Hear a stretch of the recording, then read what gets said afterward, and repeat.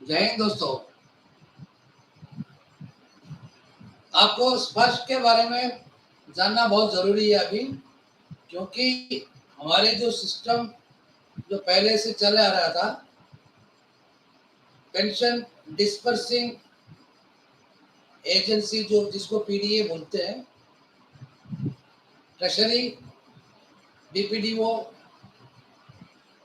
Post office और bank से हुआ करता था। अब कुछ पैसा बचाने के चक्कर में ये स्पर्श सिस्टम लागू कर दिया। ये जिन लोगों ने भी ये सिस्टम सोच के मतलब बनाया है, वो एक चीज भूल गया। आर्मी, एयरफोर्स, नेवी, ये तीनों फोर्स में पढ़े लिखे कितने हैं, कितने लोगों के पास एंड्रॉइड फोन है और कितने लोगों को ईमेल आईडी या ओटीपी ऐसे चीज के बारे में मालूम। इन्होंने जो बनाया वो अच्छा है। अब सबसे पहले जो है पंजाब नेशनल बैंक और स्टेट बैंक, यहां से 35,000 पेंशनर की डॉक्यूमेंट मंगाया गया।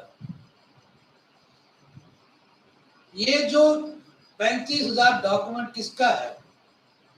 जो 2016 के बाद और खासकर जो है 2017 के बाद में जो आउट हुए हैं, उन लोगों का जो है डॉक्यूमेंट्स। और ये 5 रेजिमेंट वालों का जो है पेंशनर का रिकॉर्ड मंगाया गया। ये 5 रेजिमेंट कौन कौन है? AMC, EME, Jat regiment, signals, ये सारी चीज जो है इनका जो है डॉक्यूमेंट्स मंगाया गया। अब रिकॉर्ड तो मतलब बैंक वाला चेक करके भेज देता पीसीडी इलाहाबाद को। अब पीसीडी इलाहाबाद से फिर रिकॉर्ड से संपर्क करके पूरा चेक करके फिर उसके बाद जो है एक जो पीपीओ में जो मोबाइल नंबर जो दिया है लोगों ने, उस मोबाइल नंबर पे मैसेज भेजेंगे, एक पासवर्ड। ये तरीका कुछ ऐसा है जो बाद में बताऊंगा।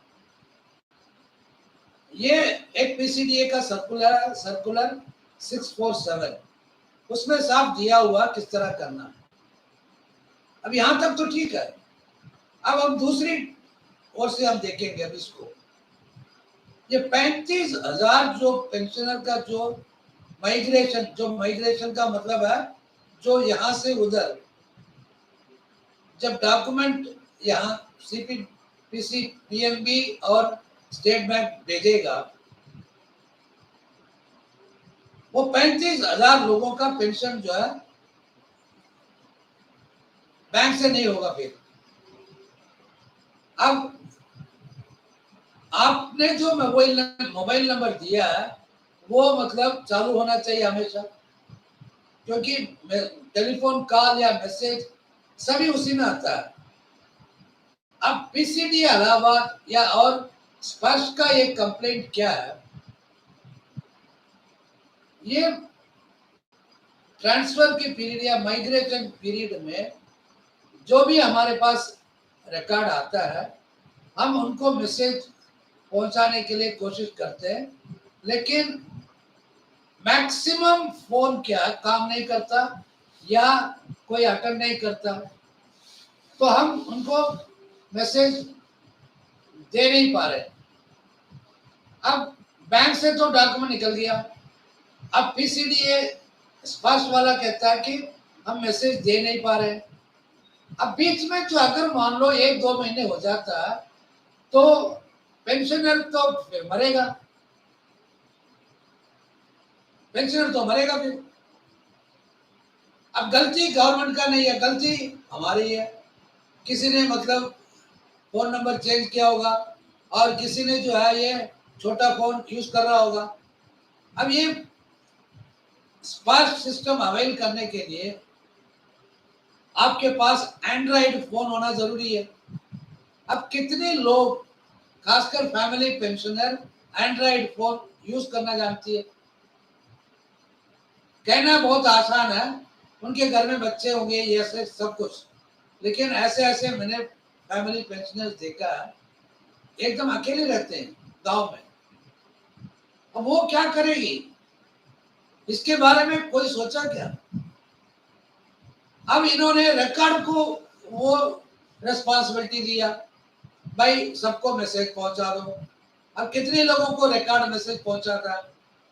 फिर उसके बाद ईसीएचएस और जिला सैनिक बोर्ड को भी उन्होंने कॉपी भेजा, भैया ये इसको मतलब आप पब्लिसिटी करो, इसको लोगों तक पहुंचाओ। कितने ईसीएचएस वाला ने लोगों को बताया, कितने जिला सैनिक बोर्ड वाले ने बताया। अब चक्कर यहीं पे आ गया ना। अब फोन अटेंड करने के लिए कोई नहीं है, वो तो साफ बता देगा कि हमने कोशिश किया लेकिन आपका फोन स्विच ऑफ आ रहा है। अब उसके बाद जो है, चलो खुदा ना खासा आपको ओटीपी भी मिल जाता है, उस ओटीपी को टाइम से पहले किस तरह यूज करना, ये भी मतलब लोगों को मालूम होना चाहिए। अब स्पार्क्स वाला कहता है लोगों को सिखाओ, और मतलब इसको किस तरह मतलब किस तरह काम करना है स्पार्क्स में पेमेंट लेने के लिए। वो कहते हैं कि लोगों को पढ़ाओ, लोगों को जागरूक करो। अब कौन सा रिकॉर्ड करेगा, कौन सा सोल्जर बोर्ड में जाओ तो आपका काम नहीं होता, ईसीएचएस में जाओ तो आपका दवाई नहीं मिलता, ये थोड़े आपको सिखाएंगे। रिकॉर्ड वाला एक एक को तो नहीं बता सकता। अब इसमें यही दिक्कत आएगा, अभी जो पढ़े लिखे हैं वो अपना काम करवा लेंगे, जो बेचारे कम पढ़े लिखे हैं, जिनके पास सादा फोन है, वो क्या करेगा? कहते हैं ना 25 लाख एक्स सर्विसमैन है, 25 लाख में 15 लाख लोगों के पास एंड्रॉइड फोन है ही नहीं। अब एक बंदा कहता है कि घर में बैठ के करो, घर में लेट के करो, आप सब कुछ आप घर में बैठ के कर सकते हैं, घर में बैठ के सिर्फ खाना खा सकता है। अरे ऐसे लोग मतलब 18,000 मतलब 12,000 15,000 का जो एंड्रॉइड फोन किसके पास है? अगर मान लो खरीद भी लिया, किस तरह उसको चलाना है ये कौन सिखाएगा? मैं ये क्यों कह रहा हूं कि ये काला, सफेद भी है काला भी है। अभी जब तक हमारे जो पेंशनर पढ़े लिखे नहीं होते तब तक ये सिस्टम जो है ये मतलब बेकार है, इसमें कंप्लेंट जरूर आएगा। मैं आप लोगों को एक छोटी सी बात बताता हूं, एक पेंशनर को जो है 20 लाख से ऊपर 2 पेंशनर को मिलना है हिमाचल प्रदेश में, 3 महीने हो गया अभी तक जो है पेमेंट नहीं हो रहा है, अरियस। एक पेंशन 2-3 पेंशनर का ऐसा है कि पीसीडी इलाहाबाद से पुराना पीपीओ नहीं भेज रहे, ओरिजिनल पीपीओ नहीं भेज रहा, लेकिन कानून है, सर्कुलर है, अगर आपके जो सीपीपीसी से कोई भी क्वेरी आता है, पीपीओ गुम हो गया, नया पीपीओ चाहिए पे रिलीज करने के लिए, तो 1 महीने के अंदर देना है। कानून है, लेटर है, सर्कुलर है, सब कुछ है, लेकिन मानता कौन? हमारे गवर्नमेंट ने बोल दिया अटेस्टेशन के लिए जो है कहीं भागने की जरूरत नहीं है, आप सेल्फ अटेस्टेशन कर सकते हैं। कानून तो वो बता रहा है, लेकिन कितने रिकॉर्ड ऑफिस इस कानून का मानता है? दोस्तों यहाँ पे है ना, मैं इसीलिए कह रहा हूं ये स्पष्ट में क्या दिक्कत आने वाला है। अब मैं आपके पास आऊंगा भी फिर से एकता के चक्कर में। अगर आपकी जगह